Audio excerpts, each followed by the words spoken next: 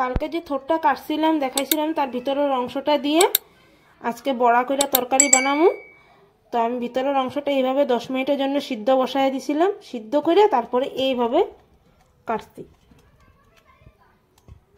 আর আমরা চালের গুঁড়ি বেসনের পেস্ট বানিয়ে রাখছি, এটাতে বড়া করু। তো প্রথমে আমরা কড়াইয়ে গরম বসায় দিছি, তেল দিয়ে দিছি। এভাবে ভালো করে লাগামু চতুর্দিকে। চালের গুঁড়ি আর বেসনের পেস্টটা ভালোভাবে না লাগালে খুবলা যাবে। আস্তে করে তেলে ছেড়ে দেবো। এরকম করে বাকিগুলোও বানাবো সেম প্রসেসে।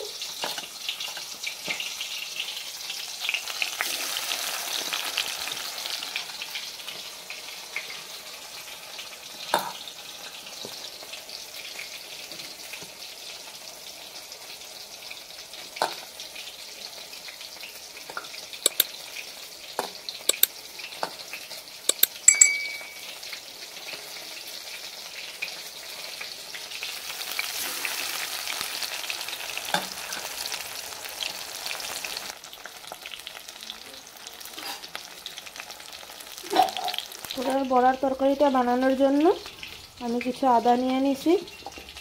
আর গ্রেভিটা ভালো হওয়ার জন্য, ঘন হওয়ার জন্য এই যে একটা টমেটো পেস্টের জন্য দিয়ে দেবো। একটু সুন্দরভাবে ভাজা হয়ে গেলে গিয়ে তারপরে অপর পিঠটা ভালোভাবে ভাজবো। এইভাবে এভাবে লাল লাল করে ভাজবো। তাহলে হয়ে গেছে আমাদের, এখন আমি নামায়া দেব।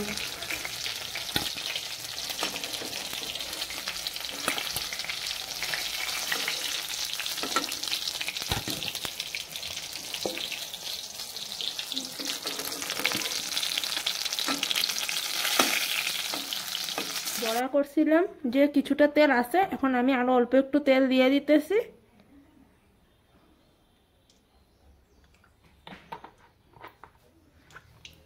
আমি আগের থেকে কাটতে রাখছিলাম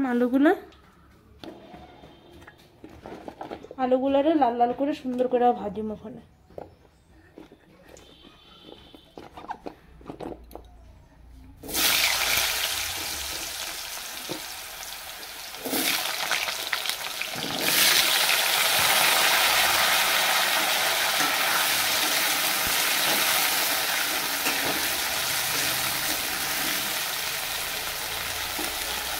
একটু লবণ, হলুদ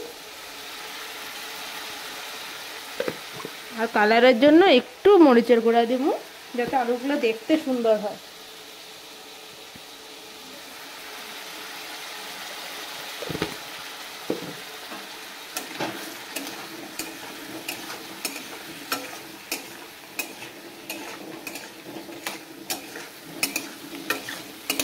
এখন একটা পাত্র দিয়ে ঢেকে দেব।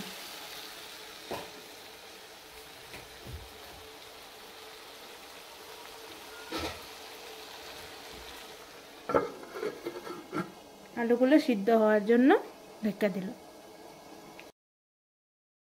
আলুগুলো সুন্দরভাবে ভাজা হয়ে গেছে গিয়ে, তা আমরা আলুগুলো নামায় নিছি। কড়াই গরম আছে, অল্প কালি জিরা দিয়ে দিব, অল্প জিরা দিয়ে দিব, তেজপাতা, দারচিনি আর এলাচি।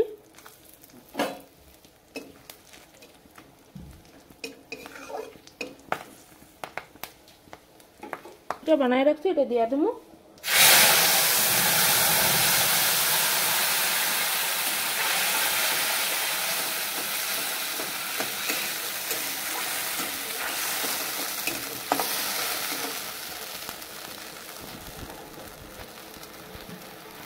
এখন আমরা যাবতীয় যা যা মশলা লাগে সব দিয়ে দেবো।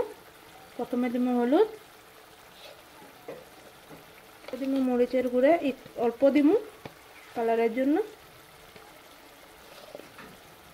গুঁড়া স্বাদ মতন লবণ, মশলাটা ভালোভাবে ভাজুক।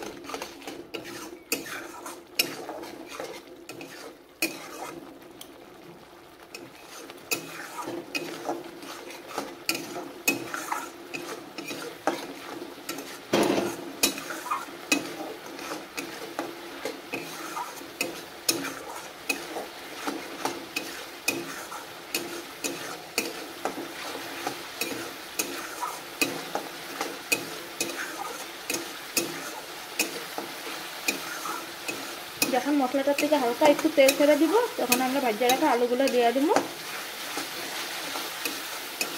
হালকা তেল ছেড়ে দিছে, এখন আমরা আলুগুলো দিয়ে দেবো। ভাজা রাখছি যে আলু মশলা পেস্ট সবগুলো একসাথে ভালোভাবে ভাজুন।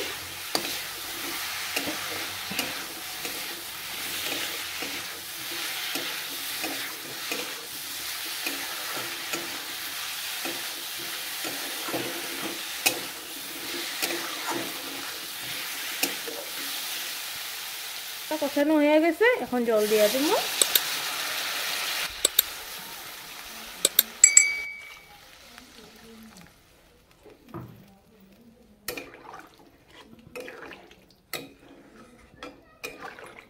ভালোভাবে জলটারে ফুটামো, যখন ভালোভাবে ফুটতে যাবো তখন ভাজা রাখা বড়াগুলো দিয়ে দেবো।